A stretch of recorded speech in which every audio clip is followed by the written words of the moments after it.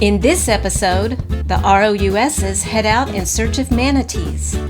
We're in the famous manatee gathering place of Crystal River, Florida. Now, let's see if we find one. Hi, we're John and Tandy, two retirees who are hiking, paddling, and searching for manatees all over Florida, one small trip at a time. Come join us on our road trips of unusual size. We're currently in a base camp in the city of Ocala, and today we're heading an hour west to the town of Crystal River and the headwaters of that town's namesake river. I'll put up a satellite map that shows what the place looks like.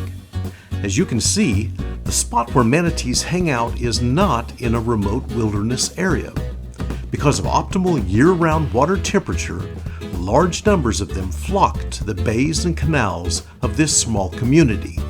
And here's the gentle giant that we've come to see.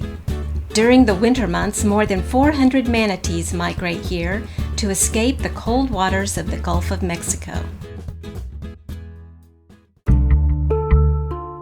The West Indian manatee typically weighs 1,000 pounds and measures 10 feet in length. They're docile, slow-moving swimmers that eat 10% of their body weight daily in aquatic plants.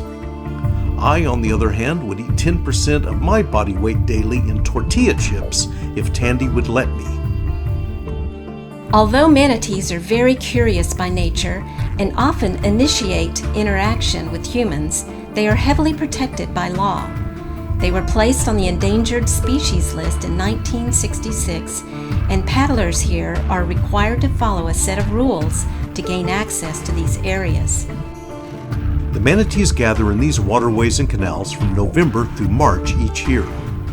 Now, most of them had already migrated elsewhere by the time we arrived in the area, but we've been told that one manatee family does reside here year-round. So, while we've missed the big gathering, we set out to see if we could find a member or two of this resident family.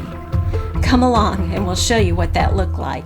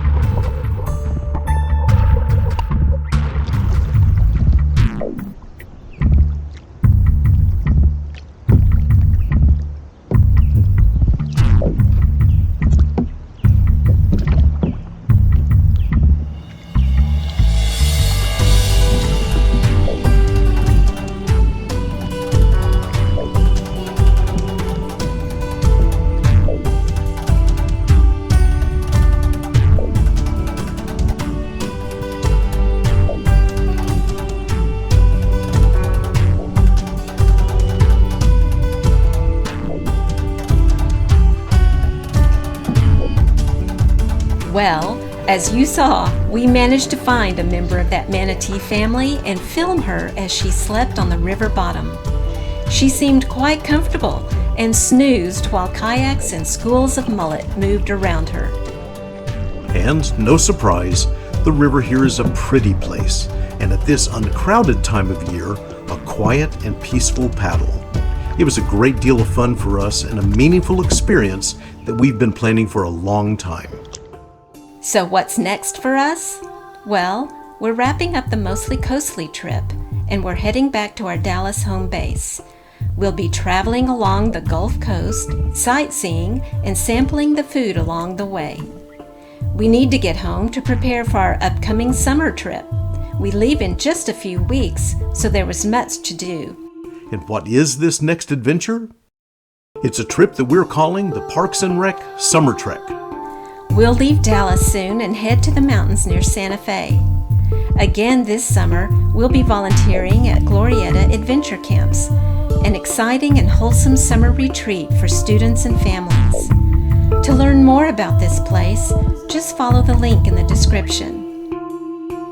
After a few weeks of fun at Glorieta, we'll set out to explore some of the most spectacular national parks in the country. There are a dozen of these parks that we hope to hike this summer. And you may have spotted that red dot in Alaska.